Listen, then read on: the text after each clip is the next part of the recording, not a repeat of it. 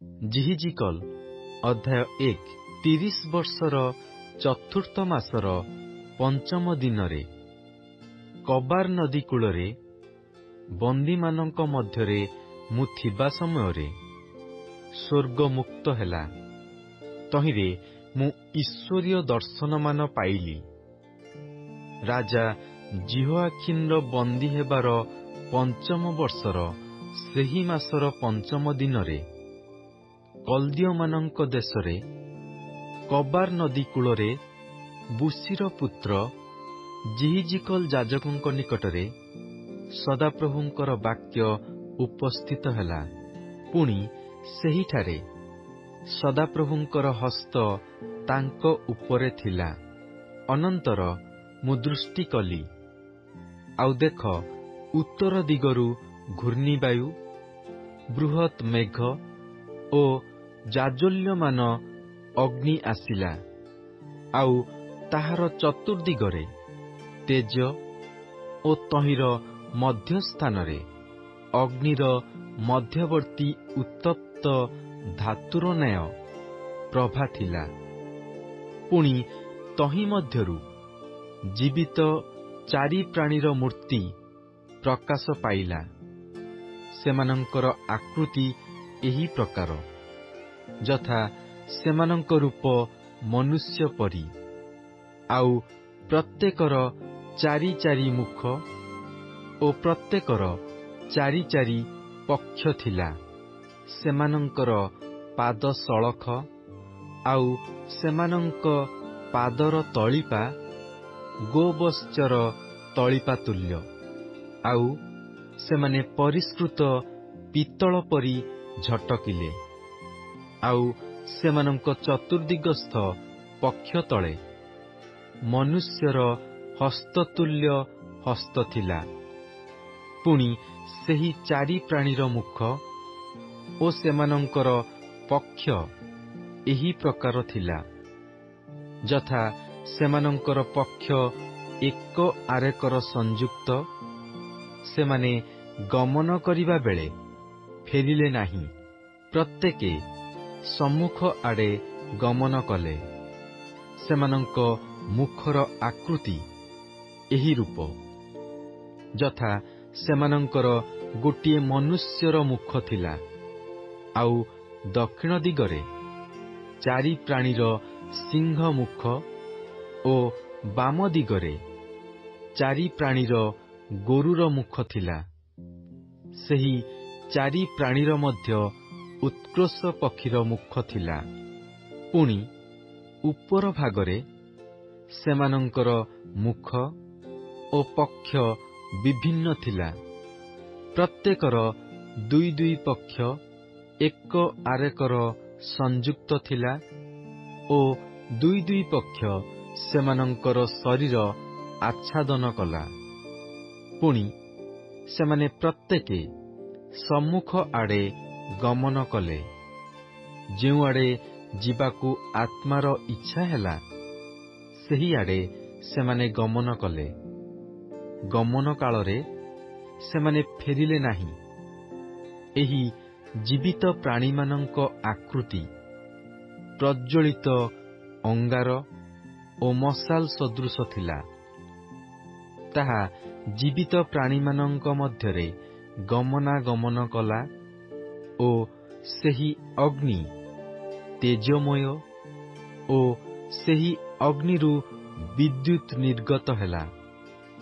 ପୁଣି ସେହି ଜୀବିତ ପ୍ରାଣୀଗଣ ବିଦ୍ୟୁତ୍ର ଆଭା ସଦୃଶ ଦୌଡ଼ିଲେ ଓ ଫେରିଲେ। ମୁଁ ସେହି ଜୀବିତ ପ୍ରାଣୀମାନଙ୍କୁ ଦର୍ଶନ କଲାବେଳେ, ଦେଖ, ସେହି ଜୀବିତ ପ୍ରାଣୀମାନଙ୍କ ପାର୍ଶ୍ୱରେ ସେମାନଙ୍କ 4 ମୁଖର ପ୍ରତ୍ୟେକର ପାଇଁ ଭୂମି ଉପରେ ଗୋଟିଏ ଚକ୍ର ଥିଲା।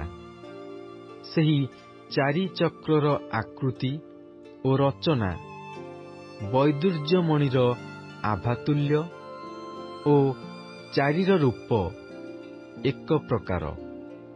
ପୁଣି ସେମାନଙ୍କର ଆକୃତି ଓ ରଚନା ଚକ୍ର ମଧ୍ୟରେ ଚକ୍ର ପରି ଥିଲା। ଗମନ କଲାବେଳେ ସେହି ଚାରି ଚକ୍ର ଆପଣା ଆପଣାର ଚାରିପାର୍ଶ୍ୱରେ ଗମନ କଲେ। ଗମନ କଲାବେଳେ ସେମାନେ ଫେରିଲେ ନାହିଁ। ସେମାନଙ୍କର ଘେର ଉଚ୍ଚ ଓ ଭୟଙ୍କର। ପୁଣି ସେମାନଙ୍କର ସେହି ଚାରି ଘେରର ଚତୁର୍ଦ୍ଦିଗ ଚକ୍ଷୁରେ ପରିପୂର୍ଣ୍ଣ ଥିଲା। ଆଉ ସେହି ଜୀବିତ ପ୍ରାଣୀମାନେ ଗମନ କରିବା ବେଳେ ସେହି ଚକ୍ର ସବୁ ସେମାନଙ୍କ ପାର୍ଶ୍ୱରେ ଚଳିଲେ। ପୁଣି ଜୀବିତ ପ୍ରାଣୀମାନେ ଭୂମିରୁ ଉତ୍ଥାପିତ ହେବା ବେଳେ ଚକ୍ର ସବୁ ହିଁ ଉତ୍ଥାପିତ ହେଲେ। ଯେ କୌଣସି ସ୍ଥାନକୁ ଯିବାର ଆତ୍ମାର ଇଚ୍ଛା, ସେ ସ୍ଥାନକୁ ସେମାନେ ଗଲେ। ଗମନ କରିବାକୁ ଆତ୍ମାର ଇଚ୍ଛା ହେଲେ ସେମାନଙ୍କ ପାର୍ଶ୍ୱରେ ଚକ୍ର ସବୁ ଉଠିଲେ। କାରଣ ଜୀବିତ ପ୍ରାଣୀର ଆତ୍ମା ଚକ୍ରରେ ଥିଲା। ସେମାନେ ଗମନ କଲାବେଳେ ଏମାନେ ଗମନ କଲେ ଓ ସେମାନେ ଠିଆ ହେବା ବେଳେ ଏମାନେ ଠିଆ ହେଲେ। ଆଉ ସେମାନେ ଭୂମିରୁ ଉତ୍ଥାପିତ ହେବା ବେଳେ ସେମାନଙ୍କ ପାର୍ଶ୍ୱରେ ଚକ୍ର ସବୁ ଉତ୍ଥାପିତ ହେଲେ। କାରଣ ଜୀବିତ ପ୍ରାଣୀର ଆତ୍ମା ଚକ୍ରରେ ଥିଲା।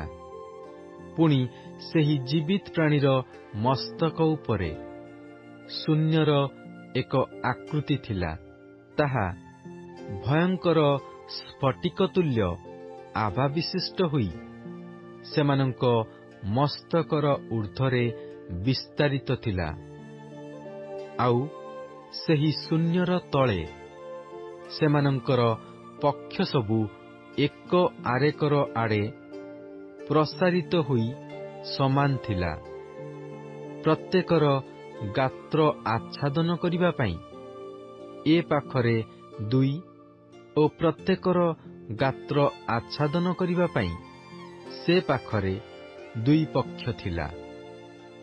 ଆଉ ସେମାନେ ଗମନ କରିବା ବେଳେ ମୁଁ ସେମାନଙ୍କ ପକ୍ଷର ଶବ୍ଦ ଶୁଣିଲି। ତାହା ମହାଜଳରାଶିର କଲ୍ଲୋଳ ତୁଲ୍ୟ, ସର୍ବଶକ୍ତିମାନଙ୍କର ରବ ତୁଲ୍ୟ, ସୈନ୍ୟଦଳର ଶବ୍ଦ ତୁଲ୍ୟ କୋଳାହଳ ଶବ୍ଦ। ସେମାନେ ଠିଆ ହେବା ବେଳେ ଆପଣା ଆପଣା ପକ୍ଷ ସଂକୋଚ କଲେ। ପୁଣି ସେମାନଙ୍କର ମସ୍ତକର ଉପରିସ୍ଥ ଶୂନ୍ୟର ଉପରେ ଏକ ରବ ହେଲା। ସେମାନେ ଠିଆ ହେବା ବେଳେ ଆପଣା ଆପଣା ପକ୍ଷ ସଂକୋଚ କଲେ। ପୁଣି ସେମାନଙ୍କ ମସ୍ତକର ଉପରିସ୍ଥ ଶୂନ୍ୟର ଊର୍ଦ୍ଧ୍ୱରେ ନୀଳକାନ୍ତ ମଣି ସଦୃଶ ଏକ ସିଂହାସନର ଆକୃତି ଥିଲା। ଆଉ ସେହି ସିଂହାସନର ଆକୃତି ଉପରେ ମନୁଷ୍ୟ ସଦୃଶ ଏକ ଆକୃତି ତହିଁର ଊର୍ଦ୍ଧ୍ୱ ଭାଗରେ ଥିଲା। ଆଉ ମୁଁ ତାହାଙ୍କ କଟି ଦେଶର ଆକୃତି ଓ ତହିଁର ଊର୍ଦ୍ଧ୍ୱରୁ ତହିଁର ଭିତରେ ଓ ଚତୁର୍ଦ୍ଦିଗରେ ଅଗ୍ନି ସଦୃଶ ଉତ୍ତପ୍ତ ଧାତୁର ଆଭାତୁଲ୍ୟ ଆଭା ଦେଖିଲି ଓ ତାହାଙ୍କ କଟି ଦେଶର ଆକୃତିଠାରୁ ତଳ ପର୍ଯ୍ୟନ୍ତ ଅଗ୍ନି ସଦୃଶ ଆଭା ଦେଖିଲି। ଓ ତାହାଙ୍କ ଚତୁର୍ଦ୍ଦିଗରେ ତେଜ ଥିଲା। ବୃଷ୍ଟି ଦିନରେ ମେଘରେ ଧନୁର ଯେପରି ଆଭା, ସେପରି ସେହି ଚତୁର୍ଦ୍ଦିଗସ୍ଥ ତେଜ ଥିଲା। ଏହା ସଦାପ୍ରଭୁଙ୍କ ପ୍ରତାପର ମୂର୍ତ୍ତିର ଆଭା। ପୁଣି ମୁଁ ତାହା ଦେଖି ମୁହଁ ମାଡ଼ି ପଡ଼ିଲି। ତହିଁରେ ମୁଁ ବାକ୍ୟବାଦୀ ଏକ ବ୍ୟକ୍ତିଙ୍କର ରବ ଶୁଣିଲି।